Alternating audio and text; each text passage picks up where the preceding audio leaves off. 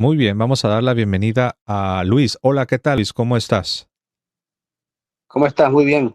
Bendiciones. Bendiciones, Luis. Ayer, para los que no vieron el diálogo que tuvimos ayer, Luis, que es evangélico, está en los Estados. Estás en los Estados Unidos, ¿verdad, Luis?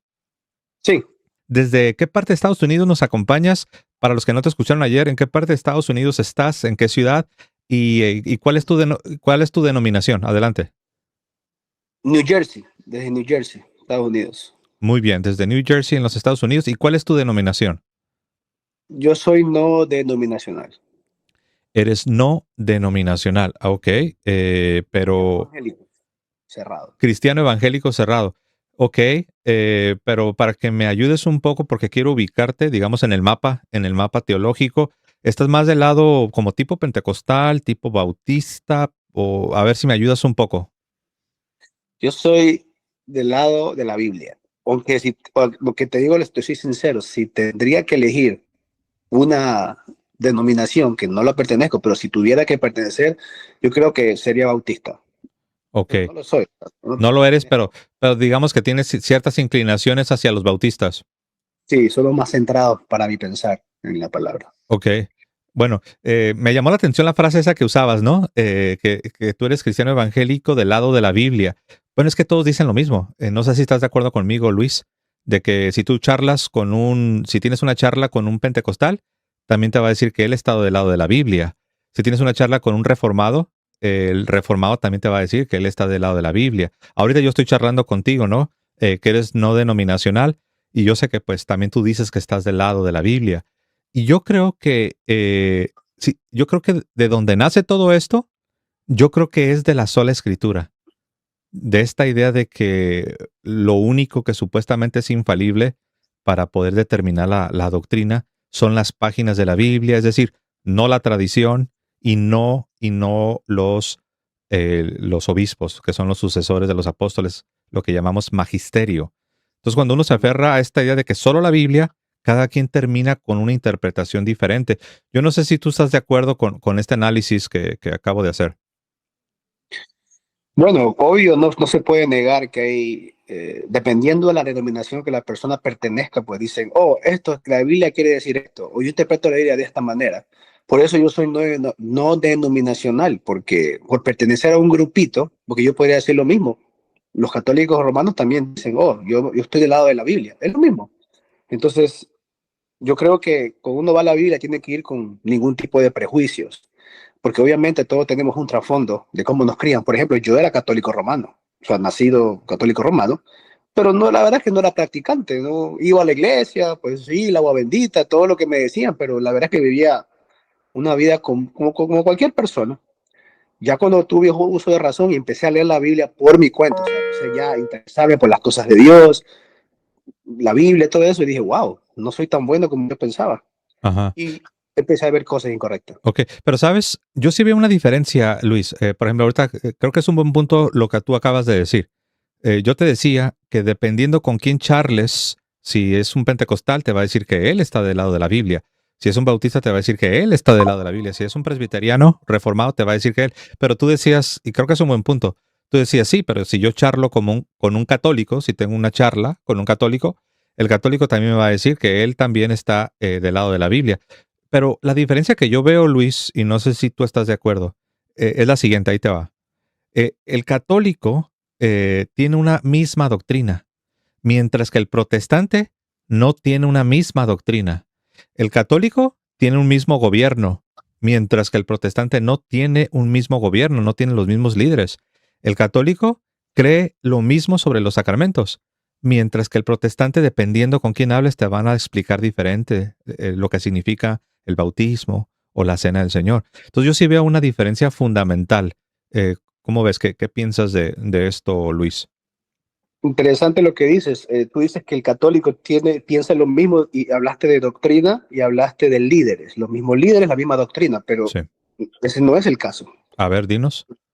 Porque ustedes, en el rito latino, ustedes católicos romanos, no creen igual que los católicos ortodoxos. Y yo tengo entendido que ustedes sí consideran a los ortodoxos griegos católicos, porque tienen sucesión apostólica, tienen sus sacramentos, ¿verdad? Pero es lo mismo. Ellos tienen bastante de la catolicidad, pero ellos están en una condición cismática. Ellos se separan, se van a separar en el 1054, y más allá de que tienen bastante de lo que es la doctrina católica, es cierto, pero como se separan en el 1054, sucede un fenómeno muy interesante, que ya las decisiones que la iglesia va tomando de manera oficial a partir del 1054, ellos no tanto que rechacen lo que la iglesia va definiendo, sino que te van a decir que no lo tienen dogmatizado. Por ejemplo, mira, si tú hablas con un ortodoxo y le dices al ortodoxo, oye, ¿tú crees en el dogma de la Inmaculada Concepción? Te va a decir, no, así en el dogma como tal, no.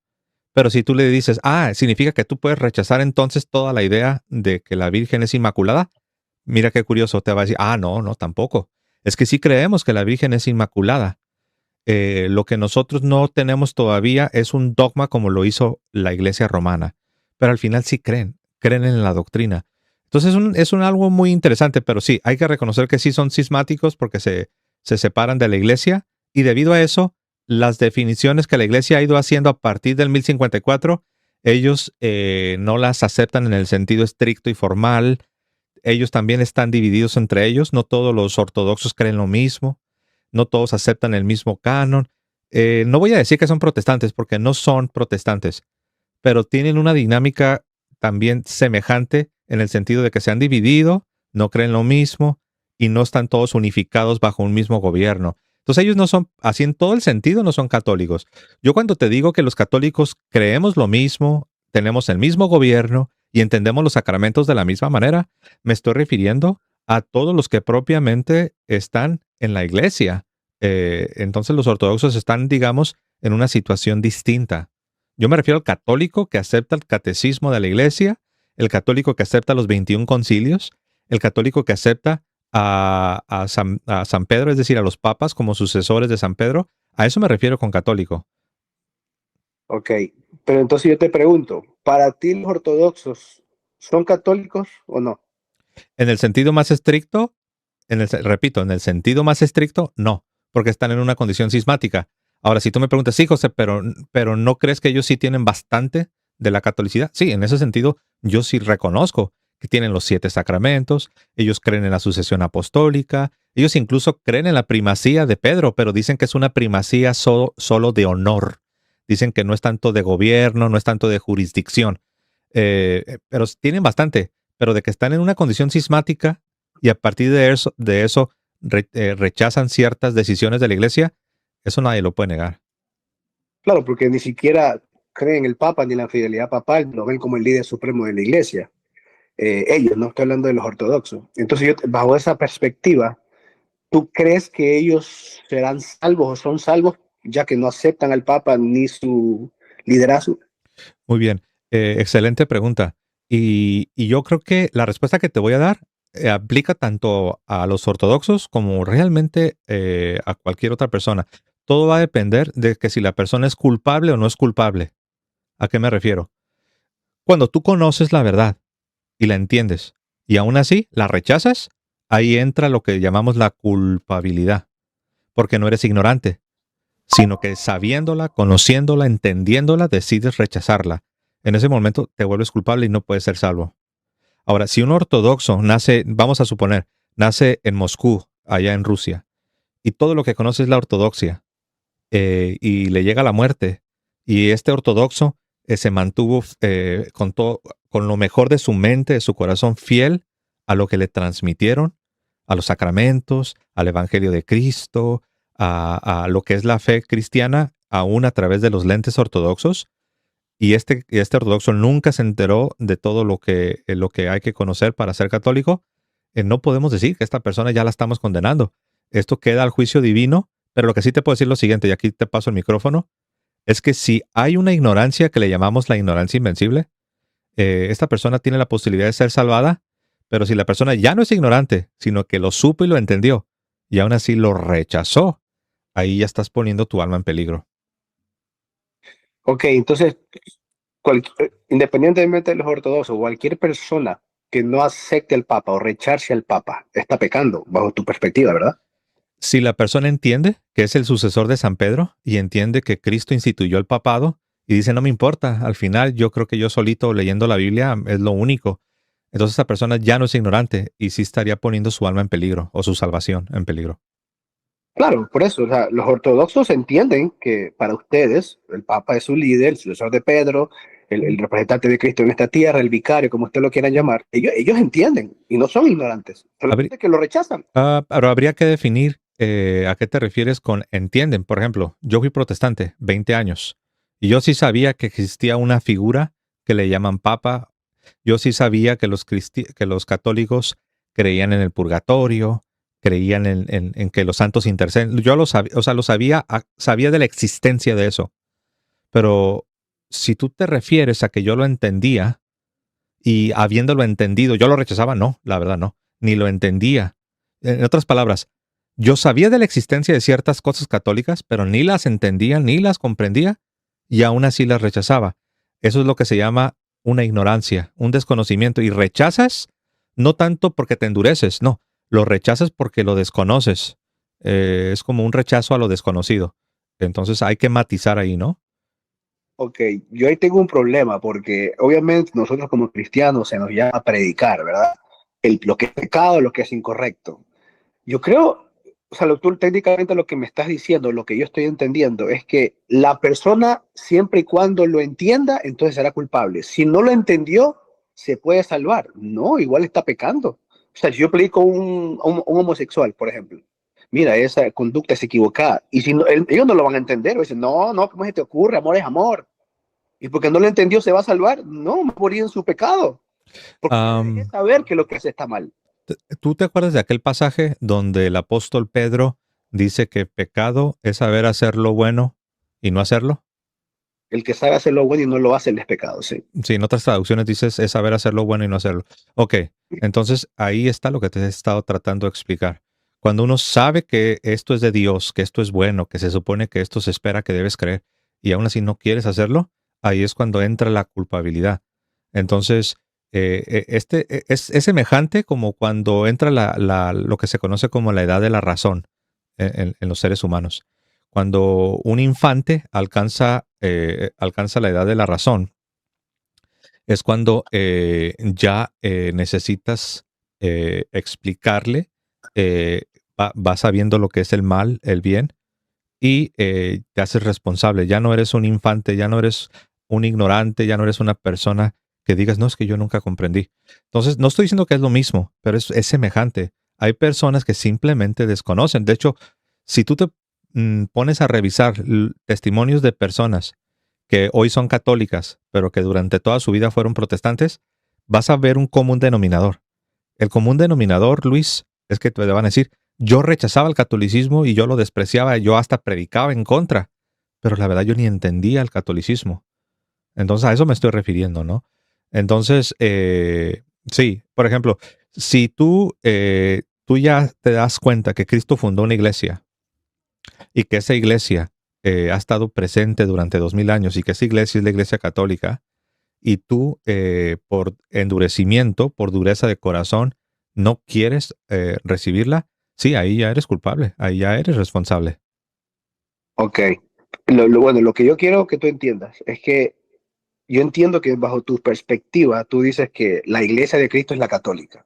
Y si yo quiero pertenecer a la iglesia de Cristo, tengo que pertenecer a la iglesia católica. Sí, El concepto que yo tengo de iglesia es muy diferente al tuyo, porque según la escritura dice, todo el que creyó, a todo el que cree en su nombre, al que lo recibe, le es dada la potestad de ser hecho hijo de Dios. Entonces, lo que me hace iglesia no es pertenecer a un grupo religioso o organización religiosa en específico, sino si de verdad le he entregado mi vida a Él y vivo para hacer sus mandamientos, porque en tu iglesia puede haber personas que sí pertenecen al catolicismo, pero si viven una vida mundana y no viven bajo sus mandamientos, ¿de qué les sirve pertenecer a la iglesia? Igual no van a ser salvos, porque la salvación está en Cristo, ok.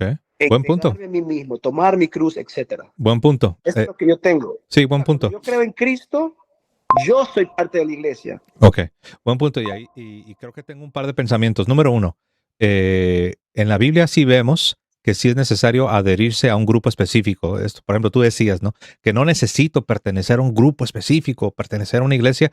Vemos en el libro de los Hechos que todos los que iban creyendo iban siendo adheridos a la iglesia y permanecían, nos dice en Hechos capítulo 2, verso 42, Hechos 2, 42, se nos dice que ellos permanecían fieles a la doctrina de los apóstoles. Un grupo concreto, una doctrina concreta, una iglesia concreta. ¿Ok? Yo diría, no es lo uno o lo otro. Tienes razón, comenzaste diciendo algo que yo lo puedo afirmar.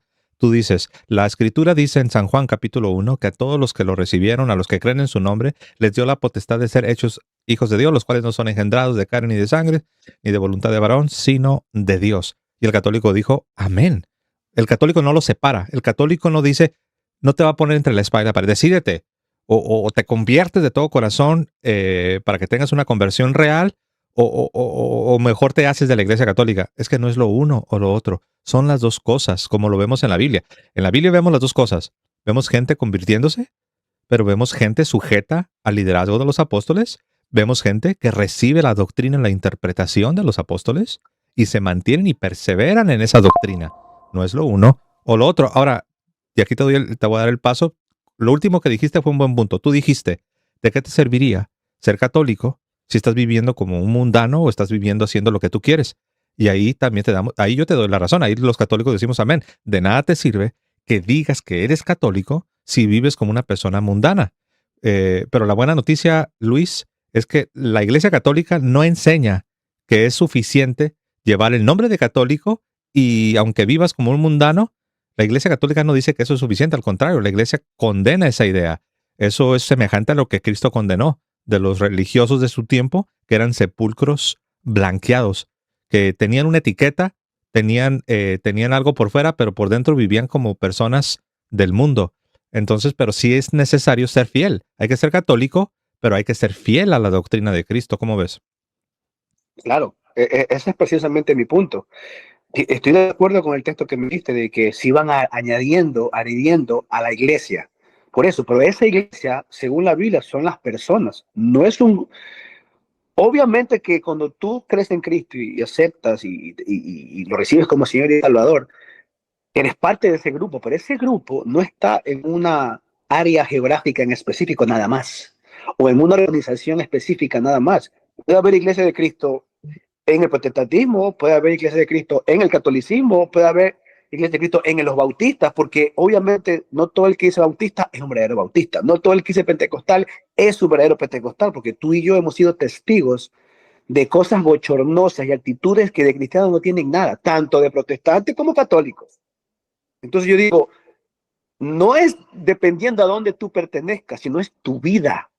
Cómo tratas a tu prójimo, cómo hablas, de lo que abunda el corazón habla la boca, cómo te expresas, cómo te tratas o cómo tú respondes cuando incluso te atacan o te difaman.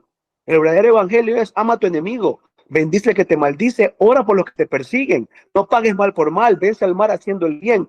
Cuando yo veo esta actitud en una persona, independientemente de donde tú seas, y digo, esta es iglesia de Cristo, porque está mostrando con su vida las enseñanzas de Cristo y no solamente se enorgullece de decir, yo soy iglesia de Cristo porque pertenezco a esta. No, eso no dice para mí, sí. No me dice absolutamente nada.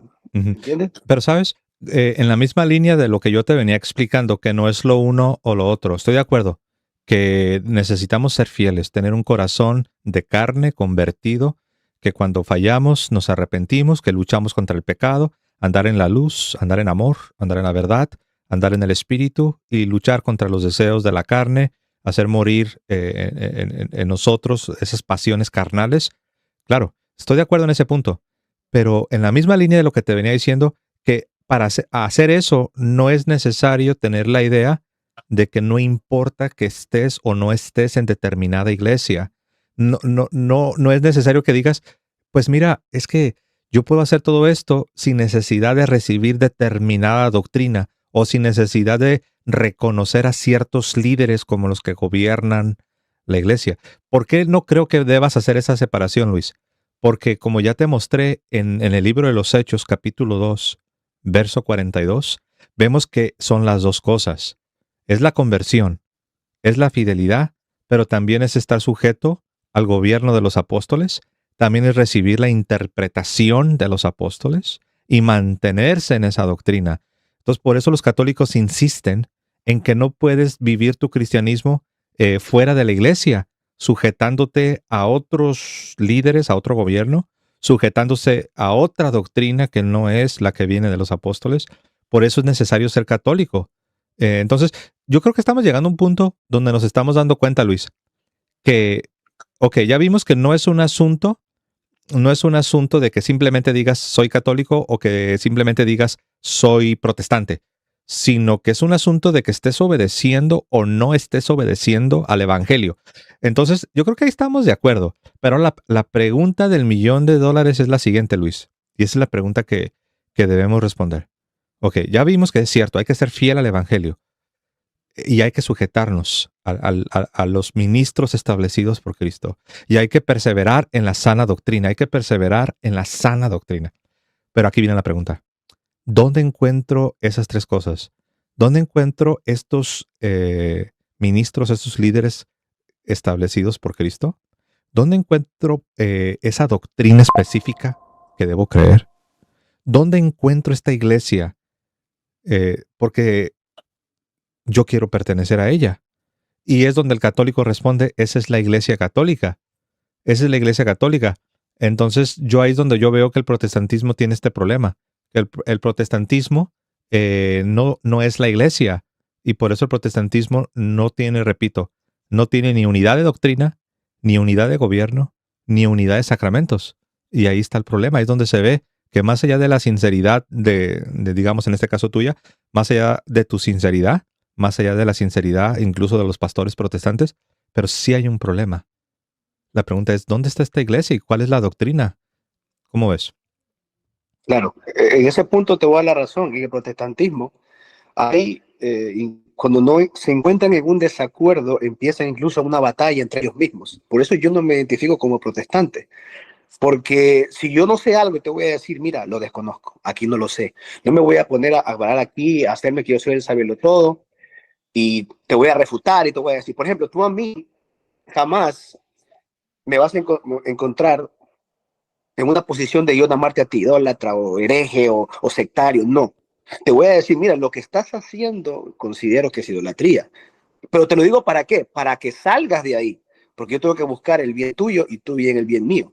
El diálogo doctrinal se refiere a eso. Entonces, cuando yo veo a los protestantes que están, tú no, porque la gran mayoría están de acuerdo en lo básico, todos están de acuerdo en lo mayor, que Jesús es el Señor, que Él es Dios, que solo Él es salvación, que nos nos limpia de pecado. Ahora, hay temas secundarios que, claro, se empiezan a atacar uno al otro y no se dan cuenta que son temas secundarios, pero lo hacen primordial y entonces dicen, no, yo tengo la verdad, tú tienes la verdad, e incluso este enfrentamiento entre protestante y católico. Y también he visto eso en actitud de famosos apologistas católicos que no saben tratar al prójimo, no saben tener un diálogo, no saben comportarse. Y digo, ataquen sus ideas, está todo bien. Por ejemplo, tú y yo no estamos de acuerdo aquí. No estamos de acuerdo, pero ¿en qué momento nos hemos agredido? No, estamos tratando de ayudarle uno al otro. Creo yo que así ha sido el diálogo. Y por eso yo soy cristiano evangélico. ¿Dónde encuentro eso? ¿Qué dijiste? En las escrituras. Yo me sujeto a él y dice, conocerás la verdad te hará libre. Y dice que el que es guiado por el Espíritu de Dios llegará a toda verdad. Ok, yo creo que sí. Esto que decías lo encontramos en todas partes, tanto en la parte católica como en la parte protestante. José, te interrumpa. Te escucho y tengo que salir porque mira, yo estoy en mi trabajo y acabo de llegar mi cliente. Lo muestro. Vamos a hacer lo siguiente, vamos a cerrar aquí. Cerramos aquí y ahí estamos en contacto en el WhatsApp. Envíame un mensajito al WhatsApp, ¿ok? Te escribí por WhatsApp. Entonces te busco y te respondo, ¿ok? Sí. Un abrazo, que Dios te bendiga. Bendiciones a ti y a tu audiencia. Hasta luego.